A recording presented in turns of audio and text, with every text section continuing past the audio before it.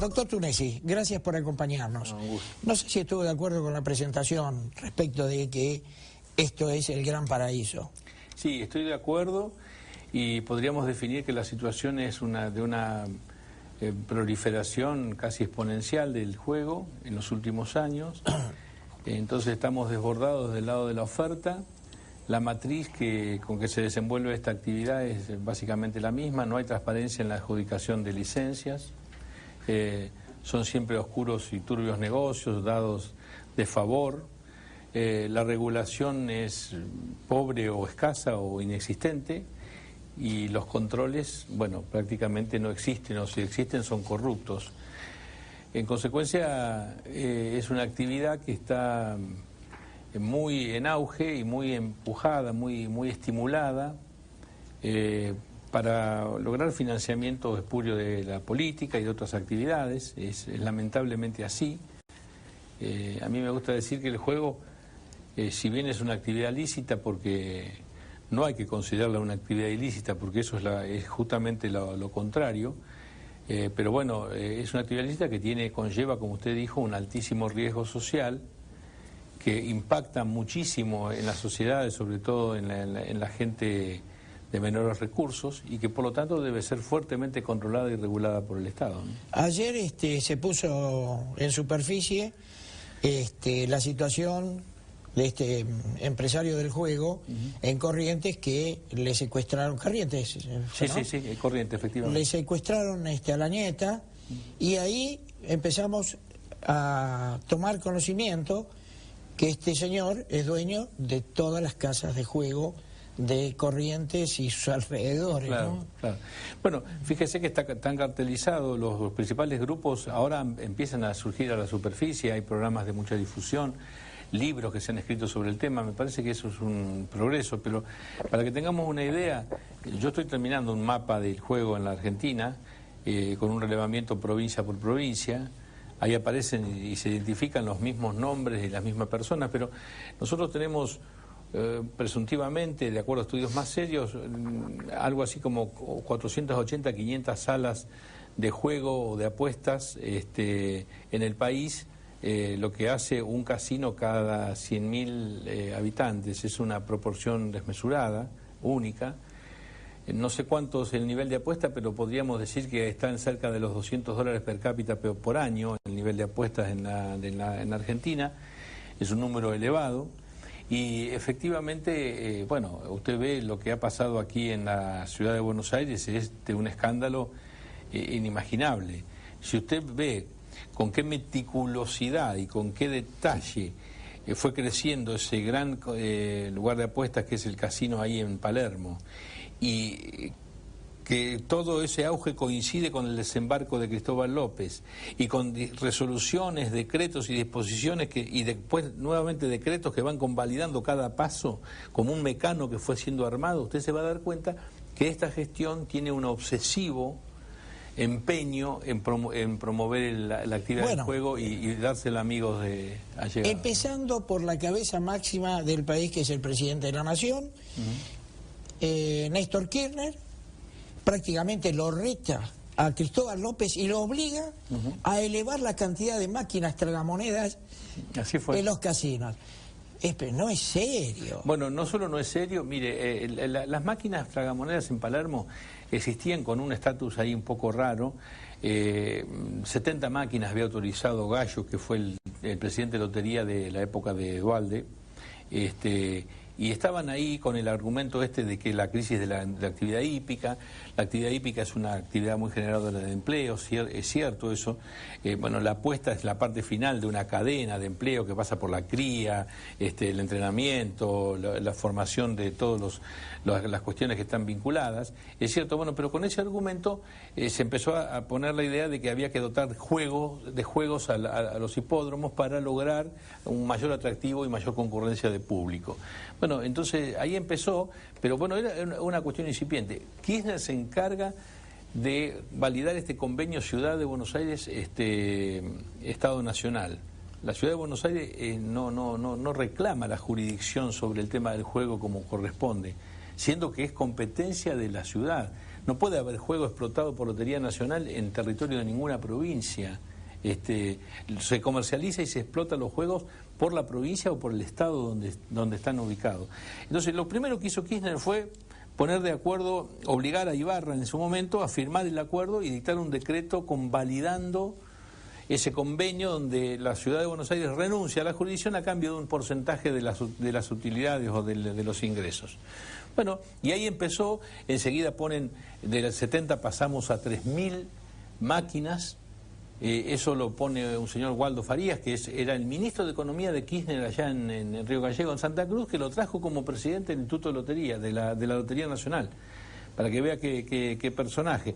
Y luego este decreto final, que es un escándalo ya de proporciones, donde se intima a los concesionarios a poner 1.500 máquinas más para satisfacer las demandas de un supuesto mercado lúdico.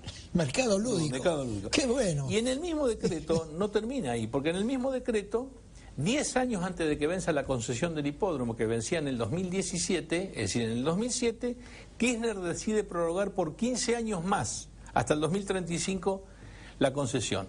Es decir, 3 días antes de que terminara su periodo presidencial, 10 años antes de que terminara la concesión, 10 años, lo prorroga por otros 15 años más el negocio que tiene su amigo Cristóbal López. Bueno, con eso me parece que está contada un poco toda la historia, lamentablemente, de lo que es el juego en Argentina, ¿no? Bueno, respecto de la firma de algunos decretos de Kirchner, yéndose, tenemos permitir la fusión de Cablevisión con Multicanal, que era el gran negocio, que lo firma, es lo último que firmó. Después, por intereses, no sé qué pasó, se pelearon con Clarín, pero en un momento dado se daban besos de lengua con Pero Clarín. por supuesto, eso fue absolutamente así. En ese caso hay una demostración clara de un celo, de una obsesión por el tema, de un inmiscuirse de manera permanente el mismo presidente en ese negocio. Entonces ahí pone en esta idea del patrimonialismo corrupto, que es lo que gobierna lamentablemente la Argentina, a un señor que pasó de tener 7, 8 casinos en el sur, que se los había dado Kirchner también, a tener más de 30 casinos hoy en la actualidad en la Argentina. El señor que se llama Cristóbal López, que ha amasado una fortuna inconmensurable, no solo en riqueza, sino en metálico. Fíjese que el juego le proporciona liquidez, le proporciona acceso directo a dinero fresco de manera permanente, que lo tienen y lo llevan. Bueno, esa es la idea. Hoy es dueño de radios, de emprendimientos agropecuarios. Estuvo por comprar Petrobras, a punto de comprar Petrobras. Acaba de abrir un casino en Miami. Que ha invertido más de 80 millones de dólares. Pero hay perdóneme que lo interrumpa. No, por favor. Pero, ¿cómo se determina el impuesto que tienen que pagar? Porque ahí no se factura. Bueno, mire, en la provincia de Buenos Aires yo soy autor de la ley que rige el tema, y nosotros lo que dijimos allí, está claro, que de acuerdo a la cantidad de cada 100 pesos que se apuesta, 85 la máquina tiene que determinar que se devuelven como premios. Quiere decir que ese 15% integra lo que se llama utilidad bruta. Ajá. De esa utilidad bruta el Estado se queda con el 34% y el concesionario con el resto, pero él tiene que hacerse cargo del local, del desempeño, y tiene que tener un empleado por máquina, también lo exige la ley, y todo el sistema está conectado real time y online con un sistema de data center cuya prestación de servicios son distintas empresas, muchas de prestigio internacional, que supuestamente, deben y tienen que controlar cada peso que ingresa al sistema. Cada peso que ingresa al sistema tiene que estar, cada ficha, cada apuesta y cada premio que se paga, y cada error de la máquina, cada problema, cada dificultad aparece reproducido en un data center en la ciudad de La Plata. Ese sistema tiene que funcionar. Acá no funciona. Además, Cristóbal López... Acá usted se refiere a Buenos Aires. A Buenos Aires, claro, me refiero... Donde está el hipódromo de Palermo. Claro, exactamente. En el hipódromo de Palermo... Pero fíjese cómo se da esta cuestión. No solo no funciona un sistema, sino que cuando las papas empezaron a quemarse y se empezó a premiar la cuestión, apareció que el señor Cristóbal López, actuando casi como el dueño de la lotería, casi como un interventor, él le dona a la lotería un sistema de control que lo usaba para su gerenciamiento, cuyo software lo había diseñado la misma empresa de él con una compañía que le presta servicios a él. Y lotería lo audita a él. Eso, mire, para hacer... Se autoaudita. Se autoaudita, se autocontrola. Eso es, para decirlo en términos concretos, ahora en la causa penal, en donde todo esto se está investigando. Me gustaría saber por qué Mauricio Macri no se presenta en esa causa penal, como particular damnificado, como querellante, porque él va a un pedazo de lo que se recauda. Supongo que tendrá interés en la ciudad de Buenos Aires en saber cuánto se recauda allí, porque de eso depende Pero, lo que él cobra. Pero, ¿no hubo un poco de escándalo con respecto a este tema, respecto de que lo liberó del pago de una cantidad de millones de dólares o pesos muy importante? Además de eso, hay causas, medidas cautelares que hacen que el señor Cristóbal López no pague impuesto a los ingresos brutos con que está grabado el juego en la ciudad de Buenos Aires. Él dice que no lo paga porque no es jurisdicción de la capital, sino de la concesión es nacional. Y la concesión, bueno, ahí yo no sé cómo es la instancia judicial, pero no veo mucho entusiasmo en el gobierno de la ciudad por instar a los ámbitos judiciales, llegar a la Corte. Es más, el tema jurisdiccional llegó a tener dictamen favorable de la Procuración de la Corte y sin embargo la causa fue desistida. Bueno, en el última adenda del convenio, Macri le condona. Él dice que no, pero sinceramente miente, porque hay que leer eso, hay que ir a donde está la adenda y ver claramente, renuncia a cobrarle los ingresos brutos devengados y los que se vayan a devengar. Los devengados son 2.000 y pico de millones, a cambio de un incremento de 3 puntos en el porcentaje de lo que la ciudad recibe de lo que se recauda. Ahora, la pregunta sería, no solo le perdona eso, ¿qué importa qué porcentaje recibe la ciudad si nadie sabe cuánto es lo que verdaderamente se recauda?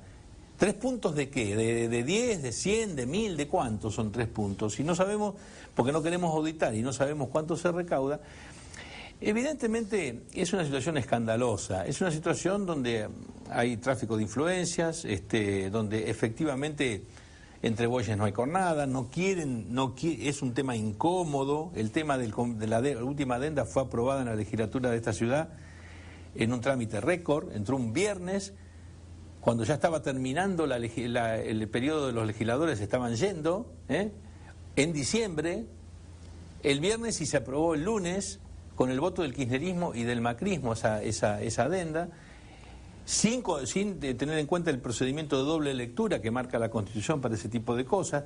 Bueno, hay más que evidencia, más clara, esto es de público y notorio. Yo creo que la justicia debiera tomar una intervención y debiera decidir en estas cuestiones, echar un poco de luz, ¿no? Poderoso, hay un dicho español que dice, poderoso patrones de don dinero, ¿no? Sí, pues caballeros don dinero, o sea, claro. Poderoso caballero es don dinero. Exactamente. Consigue cosas que pueden llegar a asombrar. No asombran a quienes representan esos intereses siendo funcionarios o siendo legisladores. Claro, claro. Mire, la Argentina tiene un patrón de conducta lamentablemente corrupto en los últimos tiempos. Entonces, en una escala de problemas, hay cosas que ya no nos escandalizan, entonces el juego pasa a ser un hecho más bueno. Sí, el juego es un tema. El juego puede ser materia de lavado de dinero. El juego es un problema hay un problema de salud, que es las adicciones al juego. Hay ludopatía, hay problemas muy graves con la ludopatía en la Argentina. Entonces yo he promovido en la Cámara de Diputados, tiene estado parlamentario, un proyecto de ley con el propósito de federalizar ciertos controles del juego. No quiero decir que le vamos a quitar a las provincias el derecho a quedarse con los cánones, con las utilidades del negocio, porque eso corresponde a las provincias.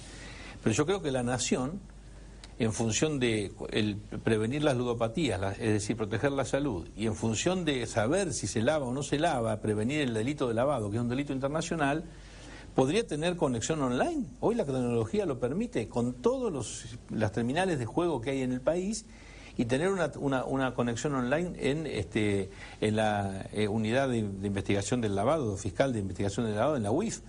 En la FIP podría tenerlo. ¿Por qué no tener el Estado Nacional conocimiento de cuáles son los flujos y los reportes de cuánto se recauda, se apuesta en la Argentina? ¿Por qué no saberlo? Eso se podría hacer perfectamente. Bueno, eso yo lo que propongo en una ley que está en tratamiento en el Congreso, y me parece que frente a este auge desmesurado sería bueno que se tratara ese tema, que se considerara ver cómo podemos acotar y controlar el negocio, ¿no? Yo recuerdo que hace muchos años la gente que era del mismo lugar donde estaba el casino no podía ingresar al casino. Bueno, como claro, una forma de proteger, porque la desesperación, cuando no llega a fin de mes, termina que lo poco que tiene lo deja, porque de enero a enero la plata es de banquero, ¿no es cierto? Sí, señor. Entonces, antes no se permitía.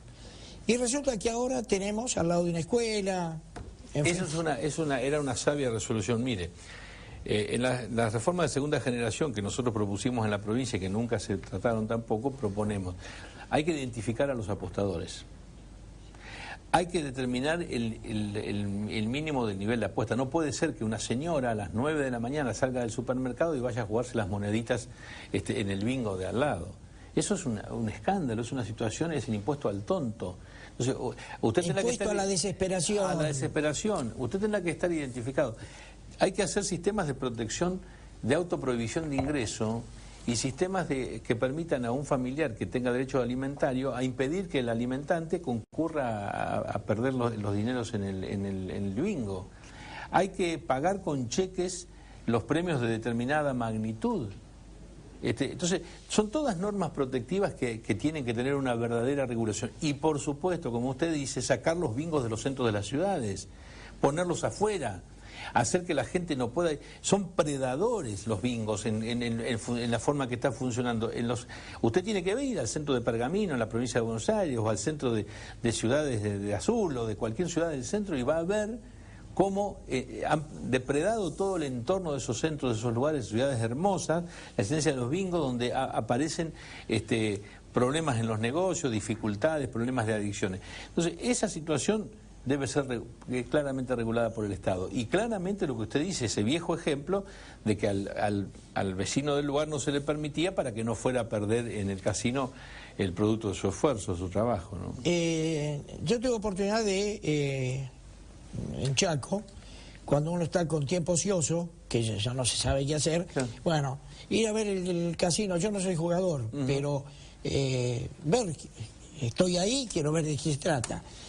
Y el nivel de gente que jugaba, le puedo asegurar que eran trabajadores pobres. Bueno, esa es la idea. Por eso lo del nivel de apuestas no es un estímulo. El nivel de apuestas tiene que decir que usted pueda tener fichar determinado monto para poder ingresar a una sala. Y además, los horarios.